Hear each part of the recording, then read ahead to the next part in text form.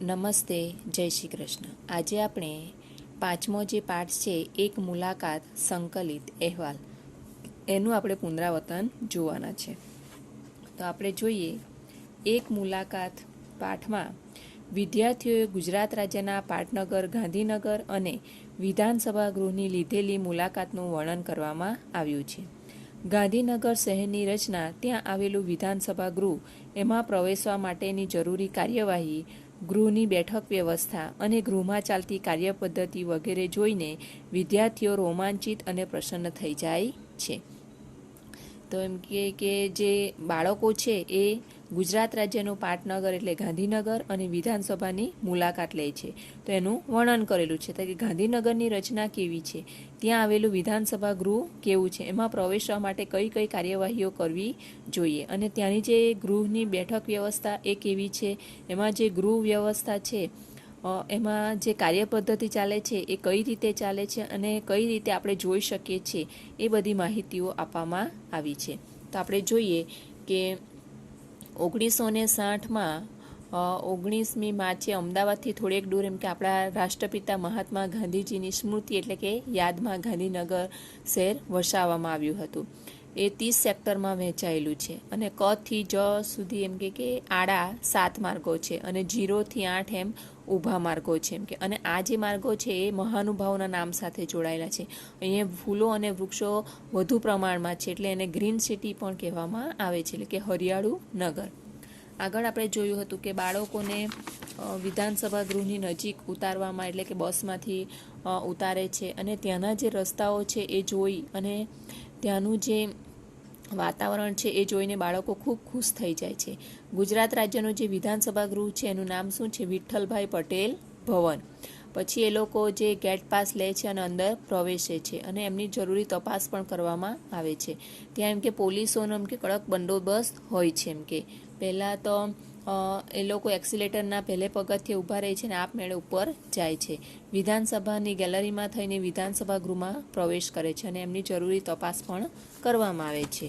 એમના શિક્ષકો દ્વારા પણ એમને ઘણી બધી માહિતીઓ મળે છે.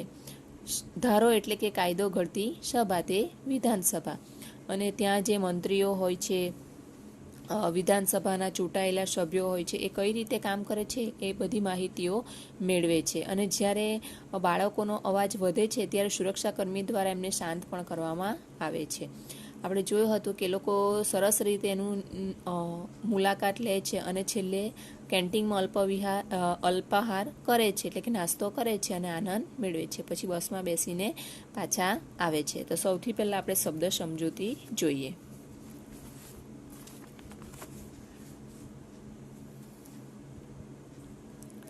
એક મુલાકાત સંકલિત અહેવાલ. સ્મૃતિ, ભૂતકાળના પ્રસંગો, અનુભવો, વિચારો વગેરે ચિત્તમાં સંગ્રહવાની શક્તિ. પ્રતીતિ એટલે સમજ, ભરોસો, વિશ્વાસ, ખાતરી. ગેટ પાસ, દરવાજામાં પ્રવેશવા માટેનું ઓળખપત્ર. એક્સેલેટર, લિફ્ટની જેમ વ્યક્તિઓને માળ ઉપર નીચે લઈ જતી સરકતી સીડી. મેન્ટલ ડિટેક્ટર, આપણી પાસે કોઈ એવી જીવલેણ વસ્તુ છે કે નહીં તેની તપાસ કરવા માટેનું સાધન. સુરક્ષાકર્મી એટલે ચોકીદાર. ગેલેરી, નીચેના મોટા ઓરડામાં શું ચાલી રહ્યું છે તેવી એ ઓરડાની ચારે બાજુ બાંધેલી એક માળ ઊંચું થાંભલા પર કે મોહ પર ટેકેલી જગ્યા. પ્રેક્ષક દીર્ઘા અથવા તો હારબંધ ઓરડાઓ જવા આવવા માટેની કામમાં મકાનમાં છત સાથે જોડાયેલી ખુલ્લી જગ્યા. અલ્પાહાર એટલે નાસ્તો અને કેન્ટીન એટલે નાસ્તો મળે તે સ્થળ. વિકલ્પો જોઈએ. કોઈ પણ રાજ્યનું વડું મથક કયા નામે ઓળખાય છે? કોઈ પણ રાજ્યનું વડું મથક કયા નામે ઓળખાય છે? તો પાટનગર. ગાંધીનગરની સ્થાપના કયા નેતાની સ્મૃતિમાં કરવામાં આવી છે? તો મહાત્મા ગાંધી. ગાંધીનગર કુલ કેટલા સેક્ટરમાં વહેંચાયેલું છે? તો 30. ગાંધીનગરને ગ્રીન સિટી તરીકે કેમ ઓળખવામાં આવે છે? એક મુલાકાત સંકલિત અહેવાલ. ગાંધીનગરના કુલ 30 સેક્ટરમાં માર્ગો વિભાજિત થયેલા છે. ત્યાં ઠેર ઠેર નાના મોટા વૃક્ષો ઉગાડવામાં આવે છે. દરેક માર્ગ વિવિધ પ્રકારના ફૂલ છોડથી રળિયામણા લાગે છે. આથી વૃક્ષો અને ફૂલોથી હરિયાળા અને સુંદર લાગતા ગાંધીનગરને ગ્રીન સિટી તરીકે ઓળખવામાં આવે છે. ગાંધીનગરના માર્ગો સી વિશેષતા ધરાવે છે? એક મુલાકાત સંકલિત અહેવાલ. ગાંધીનગરના રસ્તા પહોળા અને સ્વચ્છ છે. આ શહેર કુલ 30 સેક્ટરમાં વિભાજિત થયેલું છે. આમાં ક થી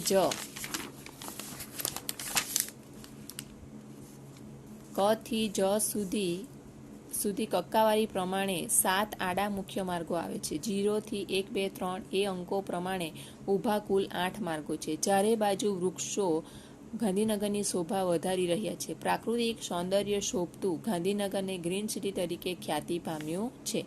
વિધાનસભા ગૃહ ક્યાં આવેલું છે? તો વિધાનસભા ગૃહ ગાંધીનગરમાં આવેલું છે. વિધાનસભા ગૃહને કોનું નામ આપવામાં આવ્યું છે? તો વિધાનસભા ગૃહને વિઠ્ઠલભાઈ પટેલ ભવન નામ આપવામાં આવ્યું છે. વિધાનસભાને ધારાસભા તરીકે કેમ ઓળખવામાં આવે છે? વિધાનસભાને ધારાસભા તરીકે ઓળખવામાં આવે છે કારણ કે એમાં ધારા એટલે કાયદા ઘડાય છે. મંત્રીશ્રીઓ અને સચિવશ્રીઓના કાર્યાલયો કેટલા બ્લોકમાં વહેંચાયેલા છે? તો વિવિધ બ્લોકમાં, કૌંસમાં તમે 7 પણ લખી શકો, 7માં વહેંચાયેલા છે. વિધાનસભા ગૃહમાં પ્રવેશવા પરવાનગી શા માટે જરૂરી છે? કોઈપણ અજાણી વ્યક્તિ વિધાનસભા ગૃહમાં પ્રવેશવા સભાગૃહને નુકસાન ન પહોંચાડે, વિધાનસભાના કામમાં દખલ ન પહોંચાડે અને ગૃહમાં શાંતિ જળવાઈ રહે તે માટે વિધાનસભા ગૃહમાં પ્રવેશવા માટે પરવાનગી લેવી જરૂરી છે. હવે આપણે વ્યાકરણ વિભાગ જોઈએ. આ જે પ્રશ્નો છે એ તમને ઘરેથી લખવા આપ્યા હતા કે જો તમે ધારાસભ્ય હો તો તમે વિકાસ માટે કેવી પ્રવૃત્તિઓ કરશો, તો તમે લખેલા જ હશે એ વાંચી જવા.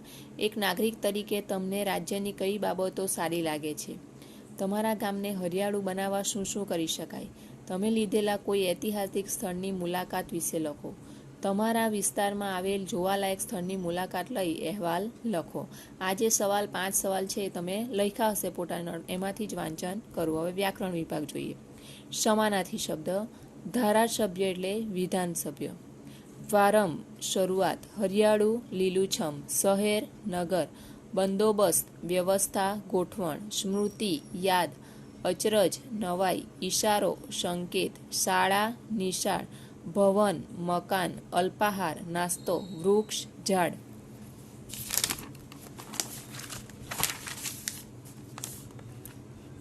વિરુદ્ધાર્થી શબ્દ. નિશ્ચિત અનિશ્ચિત. પ્રારંભ અંત. હરિયાળું સૂકું. કડક નરમ. જરૂરી બિનજરૂરી. શાંત અશાંત. સ્મૃતિ વિસ્મૃતિ. પહોળી સાંકડી. શહેર ગામડું. સ્થિર અસ્થિર. ઊંચે નીચે. પરિચિત અપરિચિત.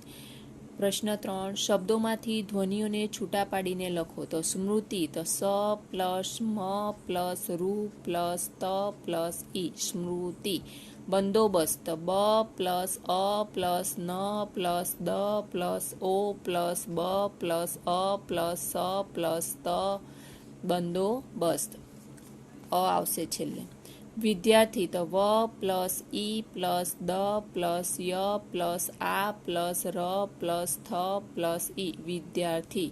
પ્રસન્નતા પ પ્લસ ર પ્લસ અ પ્લસ સ પ્લસ અ પ્લસ ન પ્લસ ન પ્લસ અ પ્લસ ત પ્લસ અ પ્રસન્નતા. આ આવશે. નીચે આપેલા ધ્વનિઓને જોડીને શબ્દ બનાવો. તો સ પ્લસ અ પ્લસ ર પ્લસ ઉ પ્લસ આ પ્લસ ત પ્લસ અ શરૂઆત શરૂઆત. ગ પ્લસ આ પ્લસ ન પ્લસ ગ પ્લસ ઈ પ્લસ ન પ્લસ અ પ્લસ ગ પ્લસ અ પ્લસ ર પ્લસ અ ગાંધીનગર ગાંધીનગર. મ પ્લસ અ પ્લસ ન પ્લસ ત પ્લસ ર પ્લસ ઈ મંત્રી. પ પ્લસ ર પ્લસ અ પ્લસ ક પ્લસ રૂ પ્લસ ત પ્લસ ઈ પ્રકૃતિ. સાચી જોડણી તો સ્મૃતિ અસ્તિત્વ હરિયાળું પ્રવૃત્તિ અધ્યક્ષ પ્રસન્નતા. શબ્દોને શબ્દકોશના ક્રમમાં લખો. અસ્તિત્વ સ્વચ્છ પ્રવૃત્તિ પ્રકૃતિ વ્યવસ્થા પ્રવેશ.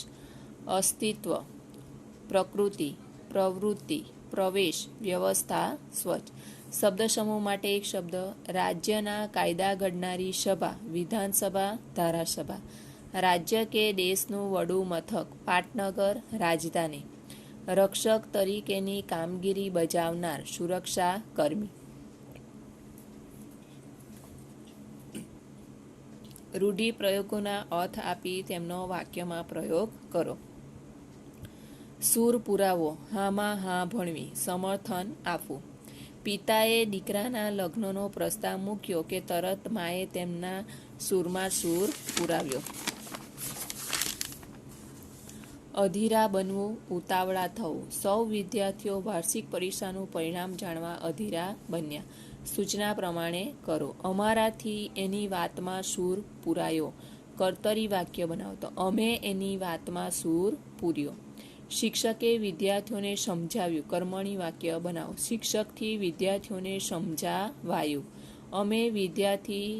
અમે વિધાનસભા ગૃહમાં પ્રવેશ કર્યો.